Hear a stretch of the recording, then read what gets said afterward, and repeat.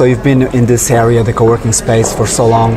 Can you give us like a snapshot of what's been happening in Lisbon in terms of co-working and over the last 10 years, 5 years now, and going into the future? What's the general?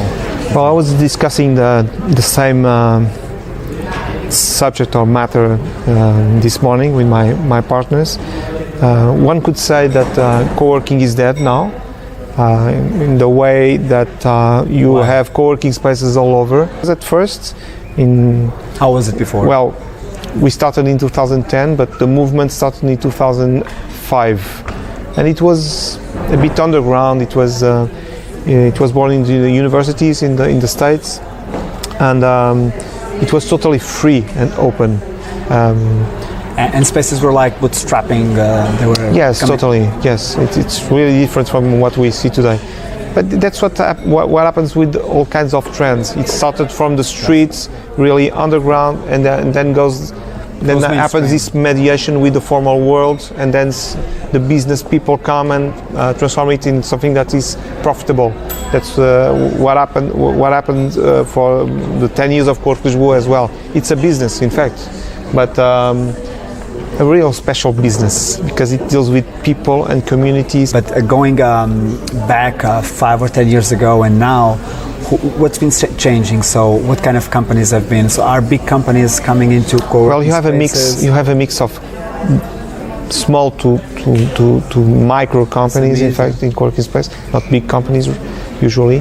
Then you have a lot of freelancers, of course. You have some proto startups. It's not because co-working spaces are not incubation places. We are usually connected to the entrepreneurship ecosystem, when in fact what is co-working is not that related to what we call the startup scene. It's not exactly the same.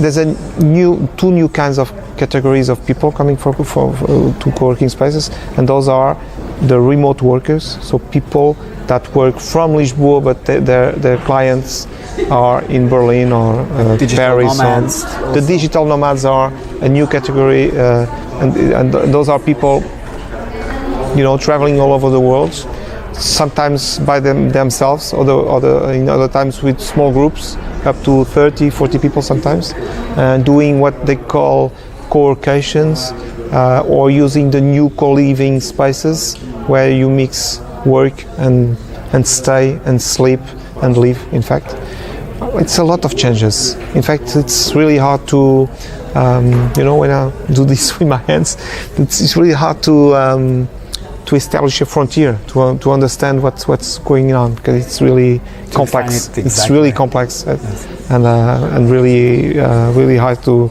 follow and to understand. Where do you see this co-working industry going?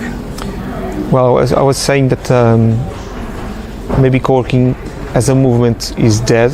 In fact, I could say the opposite. I could say no. In fact, co-working has won, and it won in the sense that it's becoming an open source thing, something that you can use in any kind of space of project, and that's why you see the banks and all the other formal institutions, the real estate business, all of it, in fact, is trying to use co-working as a magic wand, something that you can use for any kind of space of project, in fact, and that's the near future, because that's our life today. We can't expect, or we can't project or imagine what's going to happen in more than 3 years. Yes.